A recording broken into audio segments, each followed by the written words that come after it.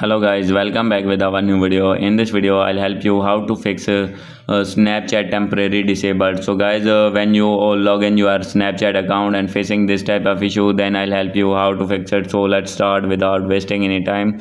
So first of all, you need to click on forget password. Here is the option of forget password. You need to click here, and there are two options. The first one is phone, second one email. So if your Snapchat account is connected with your phone, then you need to click on phone, and if your Snapchat account is connected attached with the email account, then you need to click on email account. So my account is attached with email account, so therefore I am clicking on email, and after this wait for page opening, and here you need to write your email address. So for example, this is my email address, and after this you need to click on submit, and after submitting, Snapchat team will send you reset button on your email address. So you need to open your email address, and from their link you need to change your Snapchat password, and after changing password you need to go back, and here you need to write email address in which Snapchat team sent you a reset button, and after this here you need to write your new password that is changed now.